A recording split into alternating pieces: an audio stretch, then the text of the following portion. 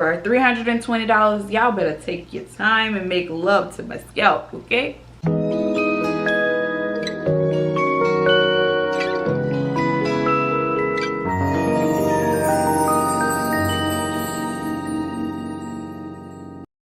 Hi you guys, welcome to my channel. My name is Caprielannissa. For the ones who are new to my channel, welcome. If you guys are not new to my channel, welcome back. In this video we will be going over all the things you need to know about a hair transplant when going to Turkey.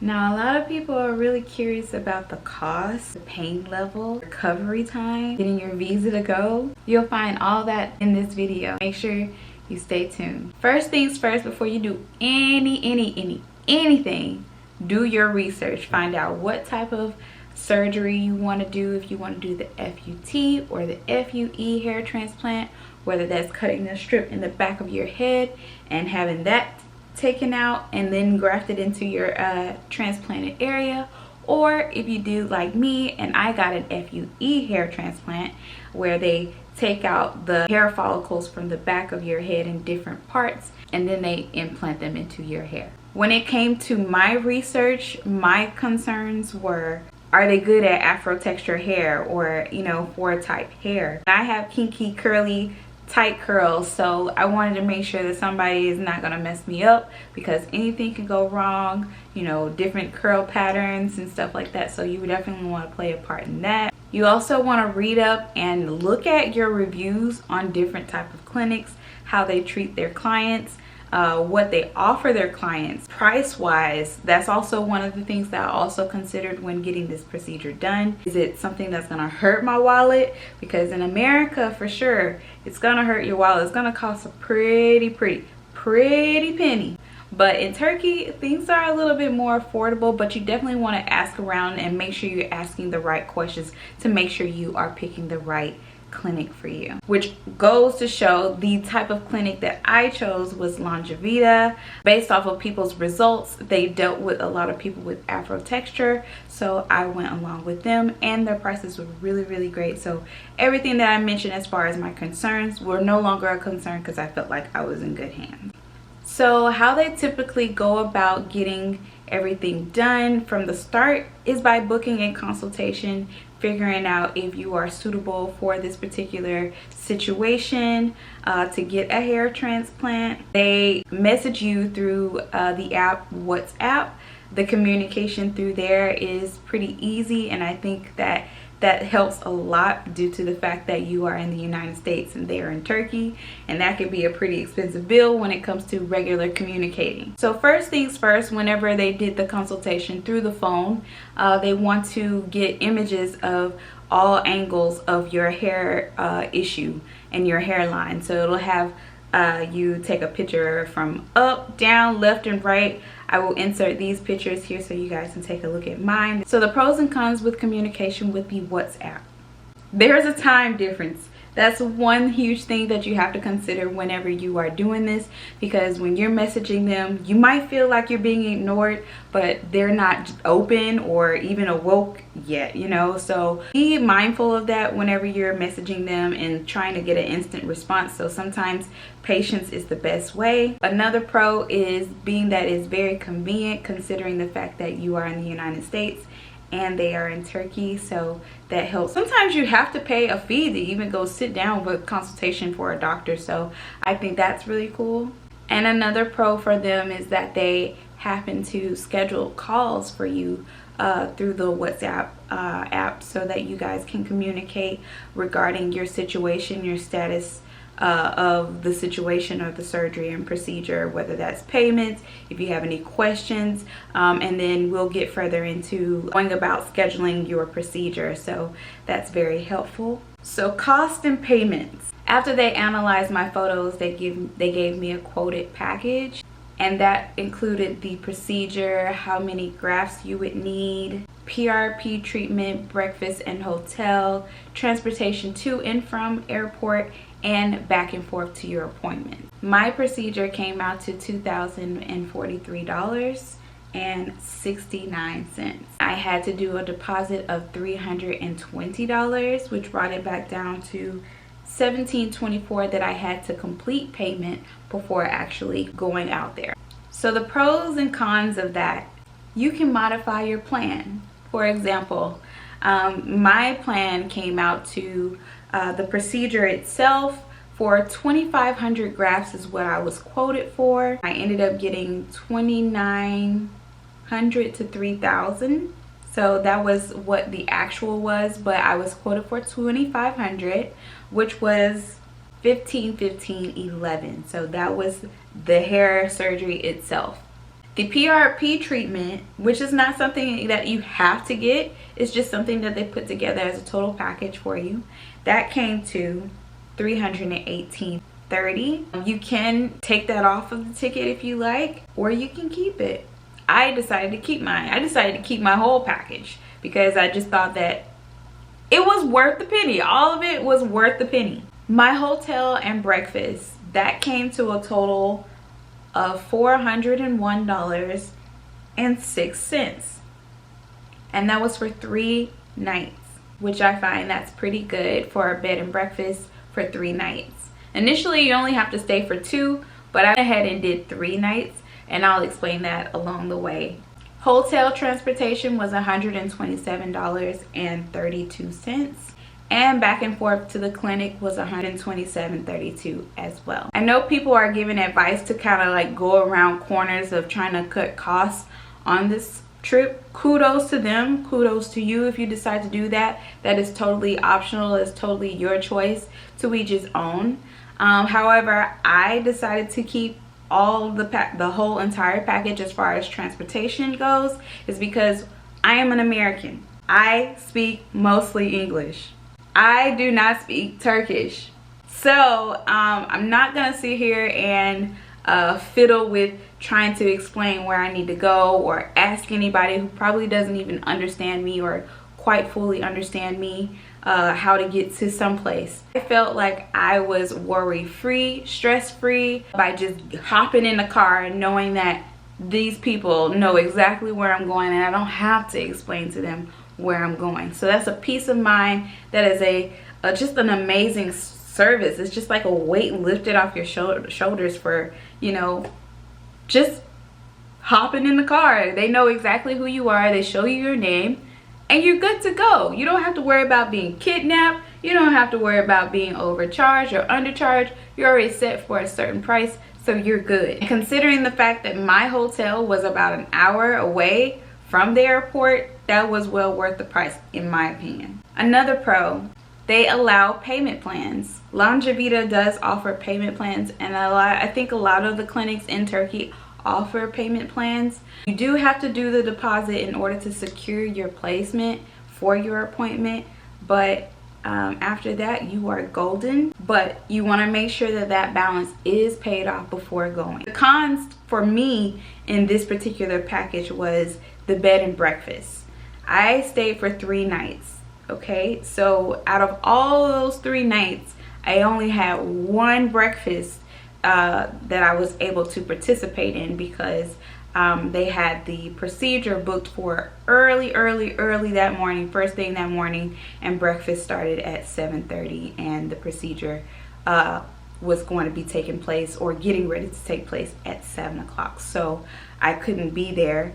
And then the following day, the reason why I wasn't able to get breakfast was because I had my flight that next morning. So first thing that morning, I only paid for 1 breakfast out of 3 nights. So I should have gotten at least 2 of them in, but I didn't because of timing and booking for my procedure and flights. Another con is pricing. Some of the prices might be, you know, way out of line as far as like the transportation. $127 for transportation.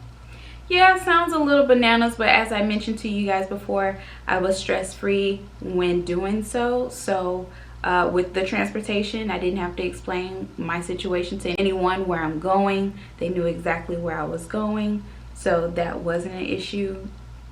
So peace of mind is what you're paying for. Also, my PRP treatment. I'm gonna tell you, it's a con to that. To me, I'm just gonna speak my piece, and this is based off of my experience.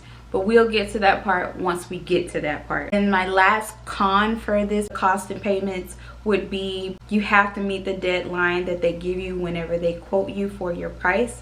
So whenever they quote you, they give an expiration date to when that expiration date expires, so for that particular price. So if you don't pay by that time, then the price will probably go up a little higher than what you expected. So I went ahead and booked my spot immediately. So whenever you guys are thinking about consultation, you want to make sure that you are ready for a down payment ASAP, because these people are going to raise the price up on you, and we don't want that. And I'm just giving out the tips here. So planning and scheduling your appointment. After paying your deposit, that basically secures your place.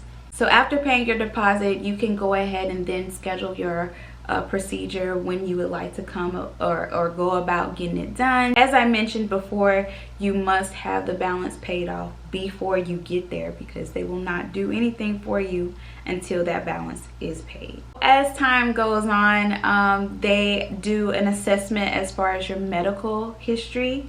So it's a medical history / checklist that you need to complete before everything kind of like goes through. They want to make sure you're quite frankly healthy. They ask a little questionnaires about your health. They want to make sure you have your passport and driver's license, so you have to send in a picture of those or that, either or.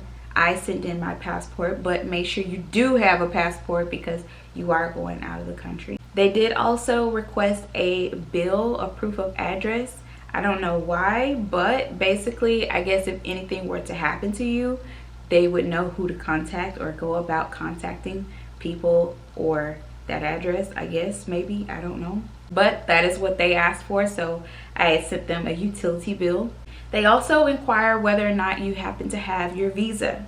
Now, I would state that a lot of people, I was getting a lot of information about getting your visa for Turkey. However, a lot of people were just panicking, stating that you would need to purchase it by your phone or go online or whatever to buy your visa to go to Turkey. I don't suggest it. I recommend waiting till you get there to the border, and they have the visa line right before you go to the border. It's $30 in cash. Which one would you rather pay? $30 in cash, and that's US dollars, versus $50 and you don't even know if you purchased something on the website that it wasn't even real. You might have to wait. It might be pending time. So I would not trust that. But you know, if you do you. I'm just telling you that it was less stress for me just showing up, and it was cheaper. So do that. After all of that has been completed, you have been accepted. You get a finalized letter stating, or email stating, that you are accepted and you are a great fit for everything. Everything's looking great for this application. I guess their consultation sheet.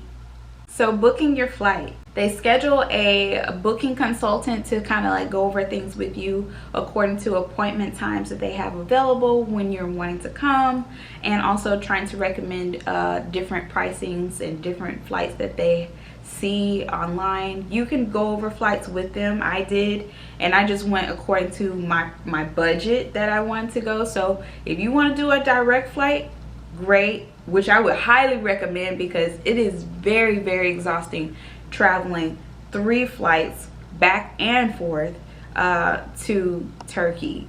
So I would not highly recommend that one, but if you can do the non-stop one, I did the 3. I mean, it was okay, but I highly recommend just going straight home because I was so tired. I was so tired. After completing your booking for your flight, they do happen to request a screenshot of your flight itinerary so that they can give the drivers information based on the information that you've given them, so they'll know exactly what time to pick you up and what time to take you to the airport, you know, etc. So your arrival to Turkey. As I mentioned, you must have a visa going to Turkey, so make sure you go in person, preferably, to save on cost. Is $30 in cash. When it came to transportation picking me up, I did happen to have somebody waiting for me once I exited out of the airport. I had to look for a sign when I exited out of the airport. There were a group of guys. They showed my name, and then they proceeded with calling my driver, and he pulled up and picked me up and took me to my hotel of where I needed to be. So no explaining where I needed to go. They already know where I needed to go. And surprisingly, they were speaking regular English, so that was awesome for that. So that was good. The hotel accommodations that they plan for you in this package. A lot of people always talk about whether or not it's a 5-star or not, you know. And the hotel that they put me in was called the Titanic Business at the Cartel. And I thought it was a very nice hotel. It was very, very nice. I would say about 4.5 to 5-star for me. It was pretty decent.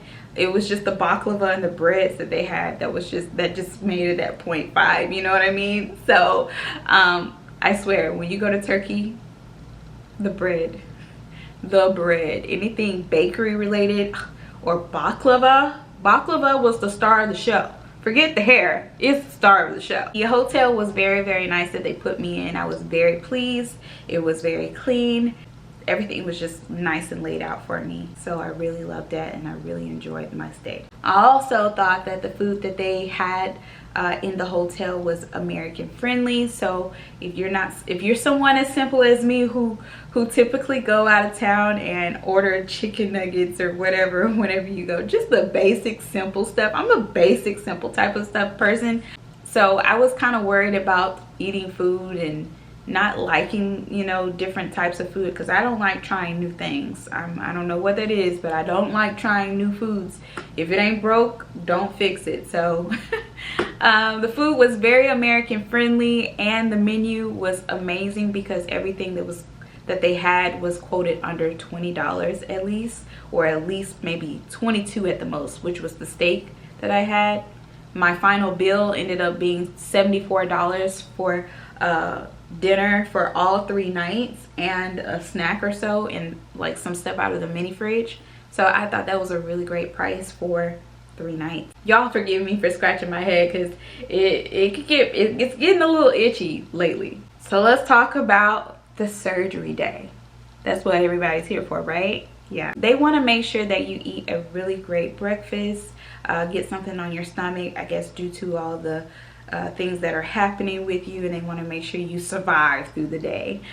So I think it's important as well to just eat a good breakfast. However, like I mentioned, I was in the bed and breakfast, was supposed to get breakfast that morning, and I ended up getting cucumber sandwiches, which was something that was not what I really wanted for breakfast, but it was something to put on my stomach. So make sure you do eat breakfast.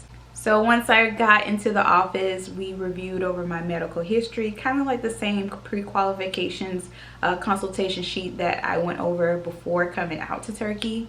They kind of went over those things again. I guess they want to just double make sure that you're telling the truth and everything's good to go and proceed with doing the procedure. They wanted to make sure that you didn't have any diseases or HIV. After that, they drew my hairline out. They drew it perfectly fine. And as I mentioned before, I was quoted for a 2,500 grafts, allegedly. But once he drew my hairline and he kind of pulled my hair back, he kind of saw that maybe he needed more. So that's exactly what happened. They started with the hardest part first, you guys. And what I mean by that, the incisions went in first. So I got shot in the front first, not the back. So I had to toughen up to get those shots. So, but we'll get to that in just a second. But before we get there, it drew on my hairline, and then they outlined exactly what was the donor area, so they knew exactly where to cut off. They cut off my hair. I knew they were gonna cut off a lot of my hair. By the way, they are some crappy hair cutters. Like a little, you know, my little hair on the back right here, just this side, it was there. I had one string of hair just pulling down here. So I mean, your haircut is not perfect. And by the way, my hair was not put in any ponytail or anything before they started shaving. They just went at it, free-handed it. And so by the time I got home to actually give me a really, really good shower, I took my top knot rubber band out and the whole knot fell out, but that was because I didn't comb it. So yeah, it was just a mess. Before the whole procedure allegedly started, as far as like the actual physical surgery, they did give me a pill. I don't think it was a Xanax, but it was definitely a calming pill, maybe a sleeping pill, because like I was extremely tired after this whole process. So whatever it was a very teeny tiny pill. I slept good. I slept great. I felt great. It was good. I did get the shots in the front first, which was the hardest part. How it feels. From a scale from 1 to 10, I give the front an 8 out of 10. If I were to give it a 1 to 10 in the back, I would say a 7 out of 10. It still was pretty bad. Like, I was boo-hooing crying. Like, in my video, I do happen to have a vlog video. You guys want to definitely check that out just to see how the whole showdown runs from A to Z, from going to going home. You guys will see the entire vlog. If you guys would like to check that out, I will definitely leave that up on the screen. When I received those shots, y'all, before taking that pill was supposed to calm me down, but I swear there is nothing in this world that can save you. You just gotta bite the bullet and take that shot. Breathe it out. I started breathing it out like it was like really, really intense as each one went in my head. But oh my God, on camera, y'all got the good part. When I got towards the end, oh my God, I cut it. I cut it. I cut up so bad. Like, I was screaming God's name. Like, I was just shaking uncontrollably. Like, that was some serious pain. Like, literally, I wanted you guys to feel it. I wanted to showcase my emotion because nobody shows their emotions on here. I wanted y'all to feel what I felt. But honestly, it's equivalent to about a tattoo. That's about the worst I can put it. If you can get through a tattoo, you can get through that. You can get through that. But a tattoo, in my opinion, is kind of way worse. Some people say childbirth is way worse. I haven't had kids, but I know that you can get through it. You can get through it. And from there, they decided to extract the grafts from the back after giving me my shots in the back. I took a nap, y'all. I was out. I was comfortable. I was unbothered. And they work pretty fast, you guys. So after that, of course, they do happen to implant the grafts into your transplanted area. I did not get that on camera because they had my eyes all closed up with gauze pads, and my face was just like soaked because they kept spraying the saline solution every 2 seconds on me. Like, that is like the religious water up in there. Like, they just and they will do that all the time. So be prepared to be soaked. So make sure you probably bring like a little towel, like a small little towel to wrap up against yourself, because it was a very uncomfortable situation just sitting there as the water would drenched.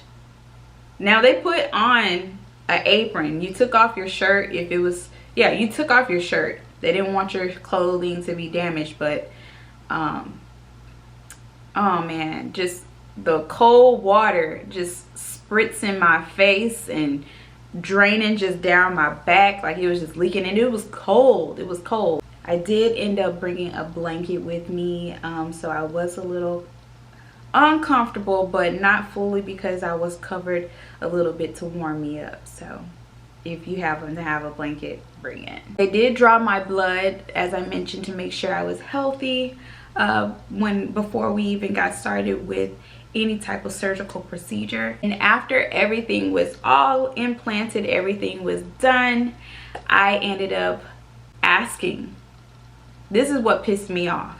This is what pissed me off. I ended up asking them, did they do the PRP? And my translator was like, hold on, let me go ask. And they were like, no, we didn't do that yet. I felt like if I had not asked them, I would not have gotten that done. And for as much as that cost to me, $320, let's just say, worth of PRP, that's something you don't just forget.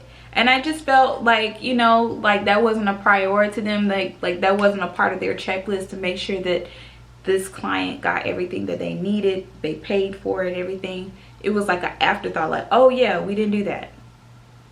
Excuse me? Excuse me? After all that we just went through, surgically wise, y'all did not do the PRP? What happened to drawing my blood? What happened to the blood that you guys already drew for me? That was my thought process. They were like, oh, well, we needed to have fresh blood when we do the PRP. The other blood was just for testing. You guys, I was so pissed because they took out an IV. I had an IV in my arm, by the way. They, I believe it had something in it to help with, you know, this whole healing process and stuff like that. I don't know if it also added on to making me sleepy or whatnot, but I did have an IV connected. I was pissed that they took the IV out before seeing about my PRP, but the lady was telling me that they couldn't do the PRP with the same IV because medicine and fluid had been going through that vein, so they needed to get a fresh one. And I'm like, okay. And I'm really frustrated and also nervous about being out here because I have teeny tiny veins. They got it right the first time for that IV. So I'm ending up being prickled and poked and everything else for at least a good 4 times before they get it right. And I'm frustrated because nobody still can get this vein, period. So I'm like, oh my god, oh my god. Like, I am like, y'all don't want to see me mad. Y'all don't want to see me mad. So we ended up taking a lunch. I ended up going to lunch. The lunch was pretty decent. As you guys can see, it was chickpeas. It only had like a little piece of beef in there. And then they also had this long grain rice. It was fire. One of the best rice I've ever had. And I'm not a huge rice fan, but every time I look at that video and I see that rice, I'm like, dang, that was some good rice. That rice, they had soup, they gave me bread. They didn't have anything like a juice or nothing like that to drink. They brought me water, which is something that you need to be drinking anyway, especially after a hardcore procedure as such as a hair transplant. So they brought me some water. After lunch, I guess I was ready to receive this PRP treatment, but they still hadn't drawn my blood yet for this. The main doctor ended up coming in to get the needle in correctly and ended up successfully getting the blood out. I just felt like the PRP treatment for me was a rush process because I felt like they didn't care. They were just trying to get me out, or they were just trying to rush the procedure, and I didn't like that. For $320, y'all better take your time and make love to my scalp, okay? That kind of bothered me a little bit, and I think it would bother anybody because you're playing with my money. You playing. Anyway, after that, I received my aftercare kit, which included my soap, my medicine, the soap, the shampoo and foam set, and amongst other little things. You guys can definitely take a look at the video to see what was all included. I also received my medicines, and you guys can also listen for those type of medications that I was given by them as well. After that whole process, you guys, I wanted to do nothing but go to sleep immediately once I got to the hotel. But because I was vlogging, I was trying to give you guys the experience. And y'all better know I love you guys. I love you guys because I was tired. I did not feel like putting the camera on me. I wanted to go to bed. And I did just that after I showcased what they gave me. I gave a little talk through about what happened and everything, and then I KO'd. That was it. Even talking to you guys, I don't know what was going on that day, whether it was the medications or anything that they gave me. I was so loopy. I could barely talk to you guys right, you know, like saying all kind of wrong words and being very delayed with what I'm trying to say. So yeah, it's quite interesting. Make sure you guys get plenty of rest, drink lots of water after the procedure, because you will need it. After surgery, I did happen to have a lot of swelling. It wasn't as much swelling as I thought, but everything was tight. Like, it just felt like I had super tight braids on my head. That's the best way to describe after surgery. I did not need any medication or anything immediately following after my surgery. I went a good 8 hours before pulling out a pain reliever pill. It's not as painful. I felt absolutely nothing, and I felt very comfortable throughout my night to get plenty of rest. But I did not want to use any type of like facial expressions as far as like my brows or eyes or anything like that, or I didn't want to laugh because it would pull on my head. Did happen to have some leakage going on in the back when they patch you up in the back here. So they do happen to give you like a little pee pad or like a doggy pad that you lay on your pillow, so you can lay back and on it, and everything can leak on it without damaging the pillow. That helped a lot, and I highly recommend not sleeping in a shirt that night because it's gonna get messy for sure. That's for sure. I was so disgusting the moment I woke up. I was like, ugh, it just had that moist feeling on your back. So definitely tuck it where you're sitting on it and laying back on it. So that is one high recommendation that I highly suggest doing. As an average of surgery time, they started about 8 o'clock and finished at 1. I think that was awesome for 5 hours for what they did for almost 3,000 grafts, if not 3,000 grafts. That was just great timing. They worked really fast, so I was quite impressed. The next day is a wash day. Wash day is a semi-painful day, but it's not as painful as the first day. They apply the foam across your head or wherever your implanted grafts are. They just let that sit for about 30 minutes, and then they rinse you. Taking that bandage off is excruciatingly painful, just because the back of your head is so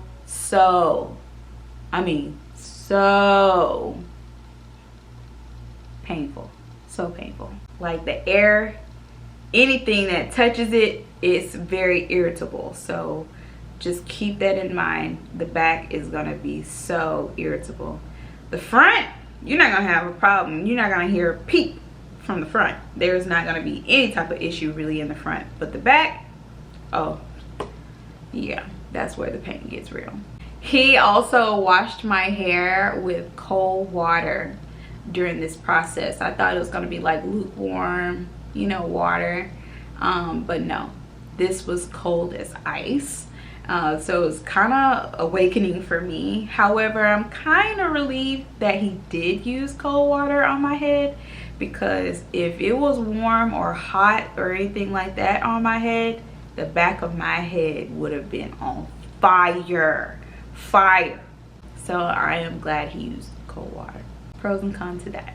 After that, as I mentioned, the savior, saline spray. They sprayed me with saline spray for the longest, probably about as long as I washed my hair in that bowl. They sprayed me that long. So yeah, that got pretty annoying, and the cleanup for them is not like they give you a towel or paper towel or anything like that.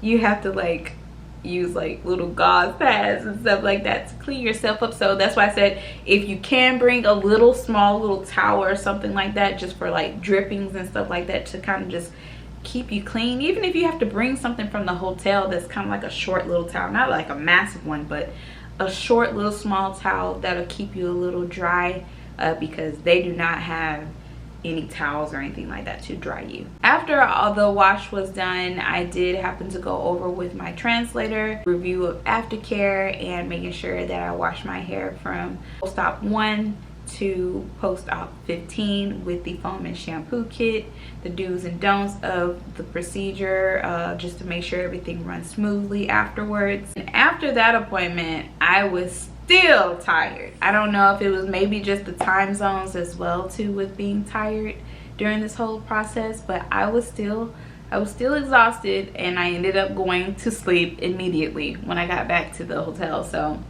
yeah, it's something about just getting back to the hotel. I just wanted to go back to sleep. As far as the timing goes, it was only just an hour follow-up. I got a chance to get a lot of rest, go back to the hotel and do whatever I wanted to do, or if you want to, you can just spend the day however way you want to, exploring the city. However, I don't recommend just be hanging out in the sun and stuff like that, so just be precautious of that, because you are very sensitive here, and especially back here at this particular time. I did happen to still have leakage going on in the back of my head after the process. Pus and stuff like that was still just oozing out. It wasn't like you could see it. It was just like liquids just coming on out of your head. So just be mindful of that, of what you lay on after having this procedure done for at least 48 hours. And then I returned back home after this whole procedure. Everything had went smoothly, everything was on time. By the time I ended up coming back home, I did end up having the dramatic swollen face. I did happen to have the swollen face everybody seems to talk about. I was afraid that my eyes were gonna close in because I have very small eyes, but my eyes almost tried to close up on me, but it didn't. I'm very thankful for that. I was very swollen for at least 3 days after getting home. I would say definitely if you're considering taking time off from work, I don't think you need a really long period of time off, maybe at least a week, just to gather yourself together and get back to normal. Some people happen to go a little bit longer. It just depends on you. After that, I would just maybe consider just, you know, watching it if you need to call in for extra time or whatever the case may be. I hope you're able to call in for extra time. However, I'm not working. I'm blessed enough to just stay at home and just take this process on out as the way it's supposed to be. It hasn't been bad at all. Healing has been very amazing. Every day it's rewarding just looking in the mirror and getting this boost of confidence every single day, and looking forward to the future of what is gonna be. I'm very excited for the results and happy about the results. I was quite tired when I got home as well, so I did rest up a little bit more as the days went on. But as the days went on, I was less tired, so that was good. And I was, of course, still taking my water, taking my medications. I would say by the time my medications had been completed, my face had then went back to normal. So I would say about as long as it takes for you to take your medication, that's how long you need to be off. Definitely see about that, or probably inquire about the medications and the medical sheet after your process, because that's probably the length of time you need for off days. Whenever I did decide to go anywhere, I did happen to wear a headscarf. I'm not gonna lie, you guys, even under a headscarf, you're not supposed to be sweating. You're not supposed to do any physical activity or any type of things that would cause you to sweat. And wearing that scarf, you guys, sometimes it got really hot up under there. I'm not gonna lie. And at that point, I didn't care. So I just took off my scarf. As you guys can see, I did decide to keep my hair. So this is a style though, you know what I mean? So I don't feel awkward. People wear all the time, and I'm not insecure about how I look, because when people see me, they don't know me. They've never seen me before, so it's their first impression. They probably think I look like this on a daily basis. So, and 9 times out of 10, you'll never see me again. So, I don't care. And even if you are looking at me or giving me the funny eye, I'm not looking at you. I'm minding my business. So, yeah, I'm not even paying attention to you to even notice that you are having whatever opinions about me, because it's not the opinions that I have about myself. I'm very confident. I'm very confident in this look. I'm very confident in this head. So, and I'm still pretty. I'm still fine. bottom line. Is the end of this video. I am going to give you guys a look-see at my hair here to see how everything is looking. It looks absolutely amazing. And this is the back.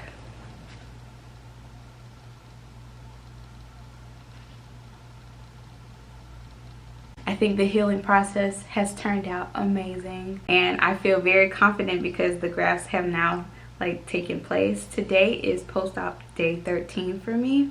So while you guys are watching this, just in case if you guys are trying to keep stamps on me, this is what we're looking like post-op day 13. I got a hairline and it looks like I got a buzz haircut. It looks great and I'm excited. Thank you guys so much for watching. I hope you guys enjoyed this video. I hope it was very helpful for you guys. If you guys happen to have any questions or concerns, please put them down below in the comments and I will be sure to get back with you guys with some answers. Tell me what kind of content you guys would like to see around this. I would love to get creative with you guys and help you guys out. Hit that subscribe button. Make sure you guys hit that bell notification next to it so you guys will be notified whenever I upload for any type of updates that I'm having with this hair transplant journey. I will see you guys on my next video. I'm very, very excited. As you guys can see, I'm just cheesing from ear to ear. I am so happy. Longevita, y'all did that. Y'all did that. You did that. Watch these two.